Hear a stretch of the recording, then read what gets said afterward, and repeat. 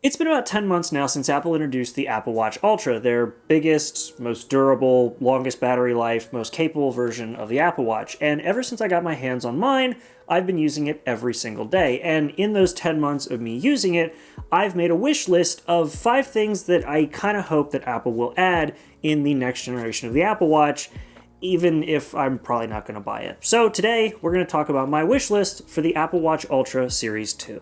Now, just to be clear before we start, everything on this wish list is based off things that I personally experienced with my Apple Watch Ultra and things I would like to see on the next generation. I'm not basing these on leaks or rumors because, number one, I couldn't really find any, and number two, I don't really cover those here because I like to talk about things that I can base my opinion on or things that I know already exist and that I can actually observe. So, with that being said, let's dive in. Starting my list off at number 5, I would love to see improvements to the sensors that are already on this Apple Watch, as well as adding new sensors for things like health data tracking. For example, some of the sensors that I would love to see improved that are already on the Apple Watch include the GPS and the compass, because while it is pretty cool that you can lay down waypoints and you can track trails depending on the app you're using, it's been shown by other YouTubers to be not quite as accurate as some of the competition like Garmin. So even though Apple added this DualSense GPS where it's got 2 different antenna types, it's not quite as accurate as some of the others out there. So some improvements to that would be pretty nice.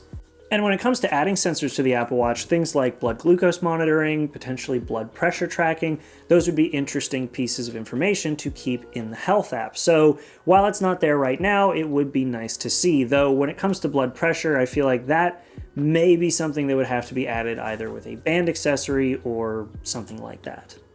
And conveniently, that actually brings me to the number 4 item on my list, which is more band options. As it stands right now, we only have 3 band options available in multiple colors. We have the Alpine Loop, the Trail Loop, and the Diving Band. And I've used all 3, and I don't mind the Diving Band, and I use it quite a bit whenever I go swimming, and I'm trying to get my open water certification, so I'm definitely going to be using it more there. But as you can tell by what I'm wearing right now, I've kind of settled in on just using the Trail Loop because the Alpine Loop is good, but I ran into some issues early on where it was kind of just too small on one loop for my wrist and kind of just too big on the other loop. And depending on your weight, the size of your wrists, and the muscle on your forearms and wrists, it kind of doesn't let you pick an infinite option. So this I can pretty much set to whatever works because it's Velcro. Alpine Loop, not so much. So I would love to see more band options available, including, like I said, some accessory options that might Bluetooth connect to it and allow for things like blood pressure tracking, stuff like that. It would be really nice to see. And yeah, I know the bands are kind of expensive for the Apple Watch Ultra. They're $100 a pop, which is a little up there. And funnily enough, for the dive suit that I would have to wear for my open water certification, I would have to get the extended band for the dive loop. So yeah, more band options would be nice, and maybe some cheaper options. I mean, y'all had $50 ones available for the standard Apple Watches, and then you could bump up to the big dogs, but if you go with the Ultra, it's just flat out $100 for all of them. Maybe work on the price and give us a few more options. I mean, wasn't the original idea behind the first Apple Watch ever to be very customizable between the bands, the different watch faces, and the colors? So maybe bring a bit of that to the Apple Watch Ultra. Just a thought.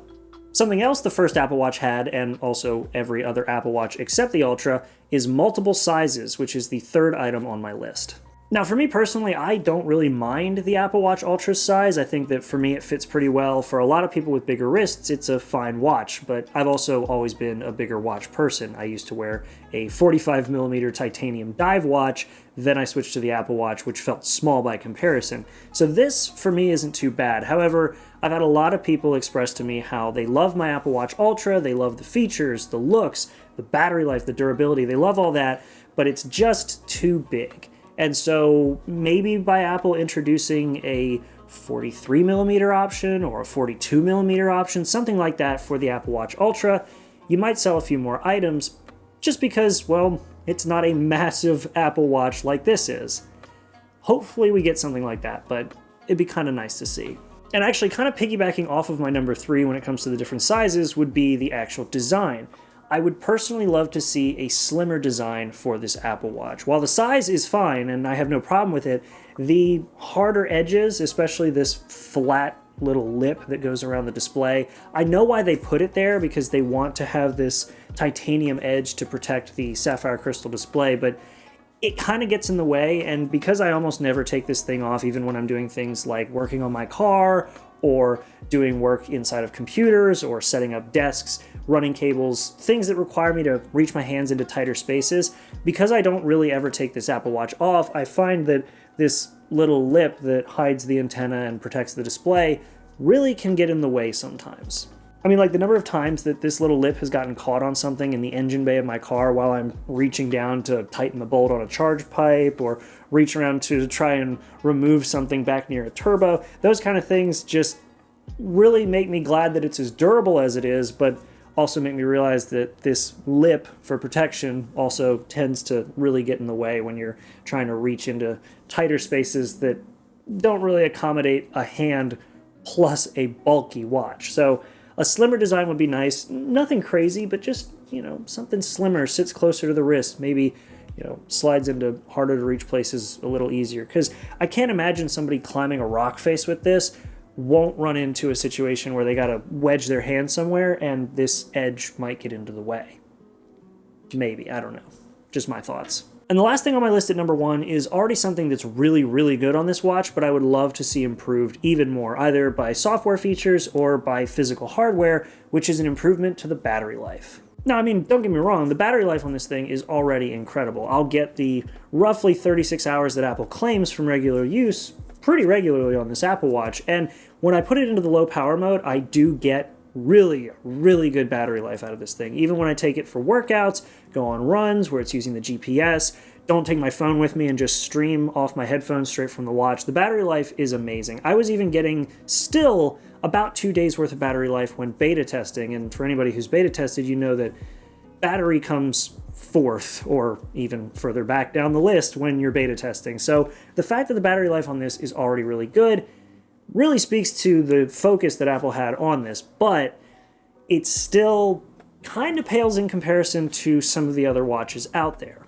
Not smartwatches, particularly like the Galaxy watches, but things like the Garmin watches or even Fitbits. And while those don't have the same smartphone capabilities like the Apple Watch does, you're getting a week or more out of those watches, whereas this can comfortably get you 2 days before you have to charge it in the evening. And while fast charging does help with accommodating for the 2-day battery life, it would be nice to maybe get closer to a week out of something like this, especially for people who are taking it on expeditions or adventures where they're not going to have access to charge every 2 days or so.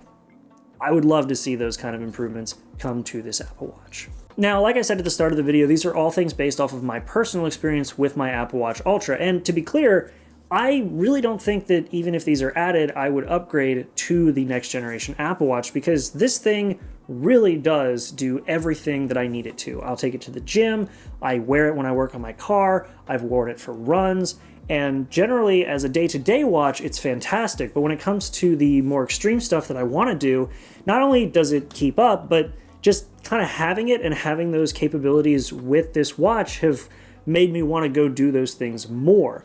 I really had no interest in swimming beforehand, but now I'm interested in potentially getting my open water certification for scuba diving, and that's because I want to see what this thing can do, and it's been a long time since I've scuba dived, and the watch I used back then was kind of garbage. Overall, the Apple Watch Ultra is an incredible watch as it stands right now, and these are just things that I think would make it that little bit better and potentially bring it in line with some of the other more advanced or more ridiculously overpowered smartwatches that are not so much smartwatch focused and more adventure focused. I think it would bring it more in line with those.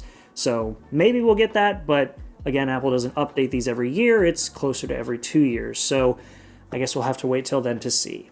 Until then, I'm going to keep wearing this watch. I'm going to be doing a 1-year review once that rolls around in September, just to talk about how it's aged, the improvements with the new software that they've added, things like that. And if you don't want to miss that, make sure to subscribe to the channel so that you don't. And if you enjoyed this video, definitely make sure to give it a like.